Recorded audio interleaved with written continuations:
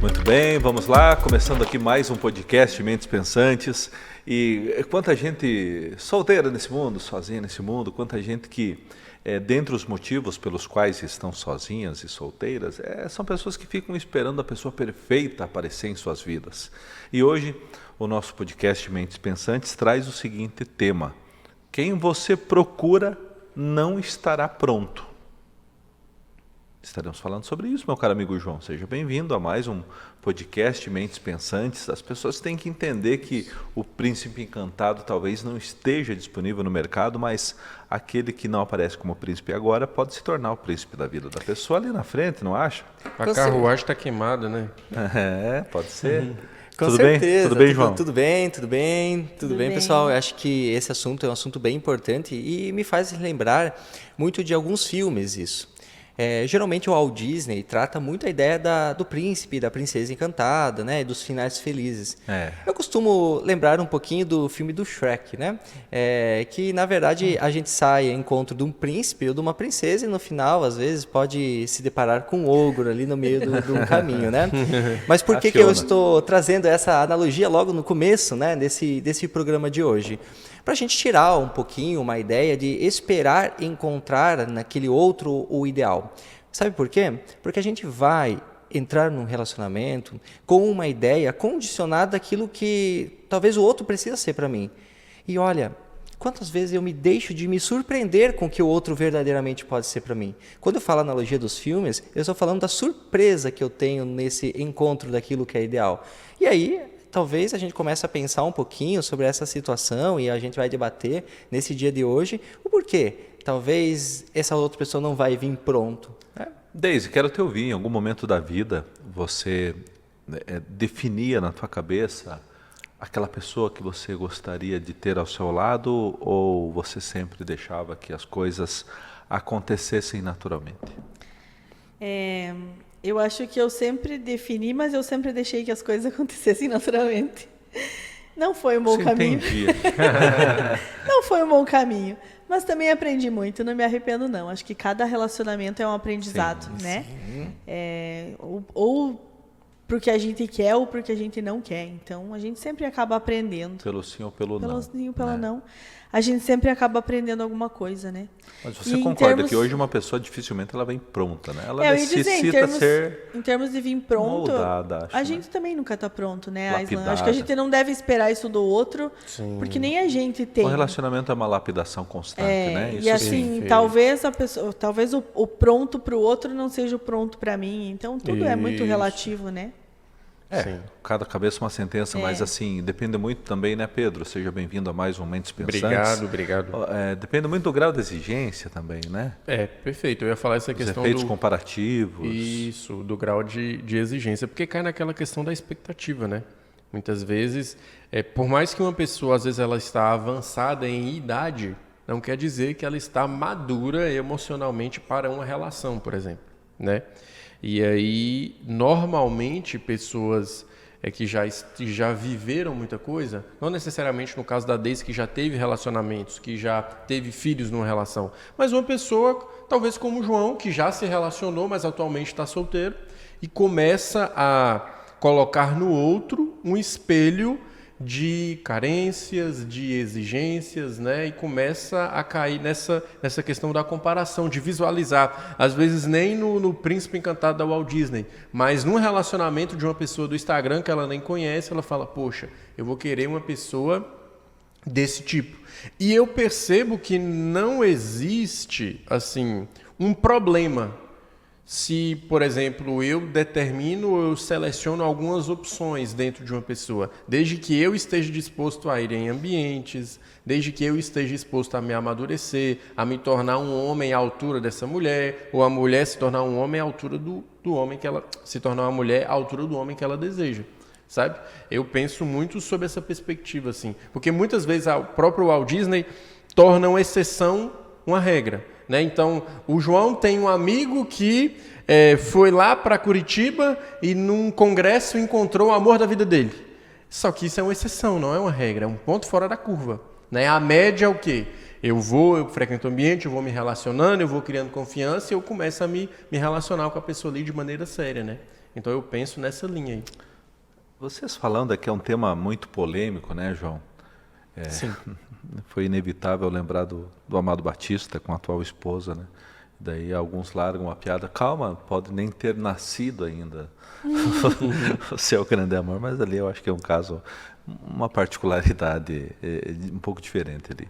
Mas quando a gente fala assim da busca pela pessoa ideal, João, você como psicólogo, como um profissional falando assim, é ruim quando a pessoa não detecta que raramente ela não vai ter serviço dentro desse relacionamento. Quando eu falo serviço dentro desse relacionamento, é a construção da intimidade, do entendimento, das sessões, né, do que um precisa ceder, do que o outro precisa ceder para que essa harmonia dentro da relação aconteça. E você sonhar com uma pessoa ideal nos tempos de hoje está cada vez mais difícil. Mas assim, me surpreende, João, Deise e Pedro, vocês já pararam para pensar a quantidade de gente que a gente tem sozinha atualmente na nossa sociedade? Muita gente. E eu não estou falando nada de mal aqui, eu estou falando de pessoas, muitas delas inclusive resolvidas e que vivem muito bem sozinhas, como você mesmo já relatou, né, Deise? Sim. Mas assim, ao mesmo tempo, quem tem um bom relacionamento, e eu tenho amigas, por exemplo, que eu vejo o quanto elas são legais, o quanto são pessoas boas, e como eu queria que elas encontrassem pessoas boas também para essa caminhada, porque no fundo eu percebo que elas queriam ter alguém ao lado. Difícil hoje em dia, João? Então, o que eu observo? Nem todo mundo tem a vocação para se encontrar em um relacionamento, em manter um relacionamento. Às vezes tem para se encontrar, mas não para manter. Eu costumo dizer que conhecer alguém não é complexo. O complexo é você ter o envolvimento necessário nesse relacionamento para que esse relacionamento se mantenha. Todo momento você pode estar conhecendo alguém, no lugar que você sai, no seu nicho de trabalho, nas próprias redes sociais.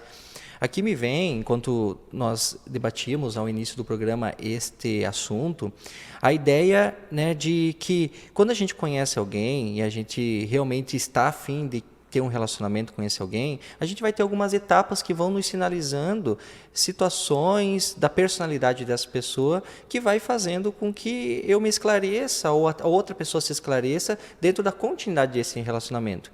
O próprio namoro, propriamente dito, é isso. É uma fase do relacionamento extremamente importante, onde a gente vai estar tendo a oportunidade de conhecer essa pessoa que a gente está no lado.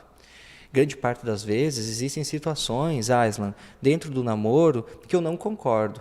Aí eu romantizo a ideia de que o rito de passagem para uma outra etapa da relação vai corrigir isso que eu já não concordava nesse passo primário, Sim. que é na fase de conhecimento. Como, por exemplo, eu não gosto que a outra pessoa faça uso de bebida alcoólica. E aí eu romantizo a ideia de que eu vou ser a salvação para a vida desse outro. Baita exemplo. A salvação da vida desse outro. Sim. E um outro ponto. Eu acredito que esse outro vai mudar quando virar pai. Que esse outro vai mudar quando eu casar. Sim. E aí vai alterando ritos.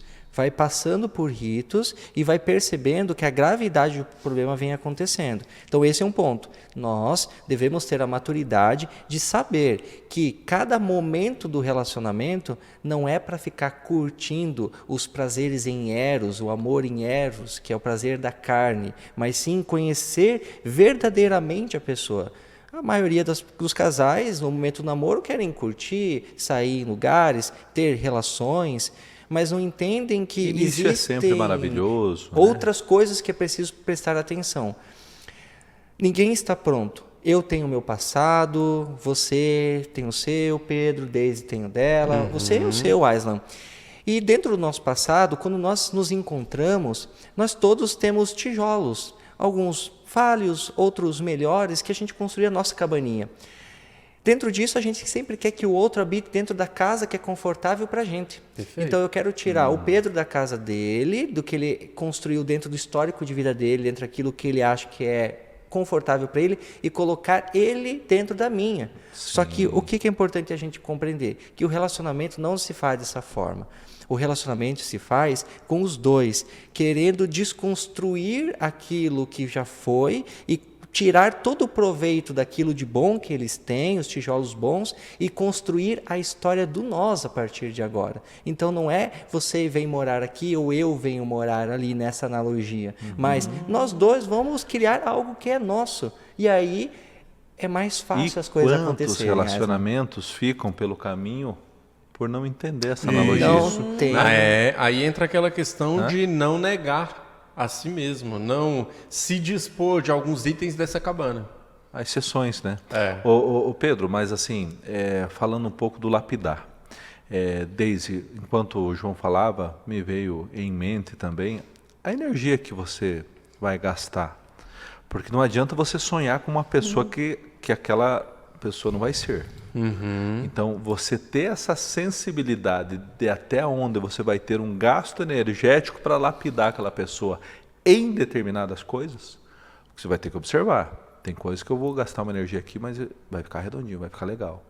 Vai ser bom para ele, vai ser bom para mim. Agora, tem coisas que não vai mudar nunca, não. Sim. Aí ou eu me adapto ou eu encerro o projeto por aqui. Ter essa sensibilidade evita algum desgaste, né, Daisy? Evita, mas eu também digo que sempre vai ter esse conflito. Acho que não importa a pessoa, sempre vai haver. O diagnóstico não é tão fácil, né? Sempre vão haver coisas que você não vai conseguir mudar na pessoa e que ela não vai conseguir mudar em você e que vai te incomodar. Aí entra o que a gente já falou sobre o que é negociável ou não para mim. O que é inegociável para mim. Eu não suporto quem toma álcool, quem bebe bebida alcoólica. Isso é inegociável para mim. Então, se a pessoa bebe, você já tem que tirar fora, sabe? Sai fora do caminho. Esse diagnóstico tem que ser rápido. Então você tem que definir o que é negociável. Não romantiza, como diz o João, né? Define o que é negociável e o que é inegociável. E o que é negociável, vocês vão trabalhando juntos, entendeu? Sim. É legal que a pessoa também defina o dela, porque senão fica um só sobrecarregado com tudo, né? São acordos, né? Era como se fosse um contrato. Acordos muito bem definidos. E isso, assim, isso que eu estou falando depende muito da idade da pessoa, né? Então, por exemplo, quando eu comecei a me relacionar com minha esposa, eu tinha 16 anos e ela tinha 15 anos. Então, essa questão da classe social, por exemplo, ela tinha uma família muito mais estabilizada que a minha. Sabe o que eu tinha? Um sonho, uma visão, que eu vendi isso para ela. Falei, olha, eu não tenho nada, literalmente, mas eu quero isso com você. Tanto que eu lembro quando eu fui conversar com meu sogro, eu falei, olha, eu não tenho nada, eu não tenho nem faculdade, mas eu quero ser um grande homem para ela e eu quero construir projetos, né? Então eu era muito novo. Mas assim, quando nós começamos a nos relacionar, era pura paixão, que depois foi se tornando amor, e a gente foi construindo absolutamente tudo. Aí que tá. Né? É a construção. Mas aí eu vou colocar aqui relacionamentos a partir de 30 anos, tá? Porque 30 anos a cabaninha já está mais estruturada, já tem mais itens, né? Eu entraria com essa sistemática de acordos. Então, beleza. Passamos de todas as devidas fases de vamos entrar no relacionamento, vamos namorar, ok.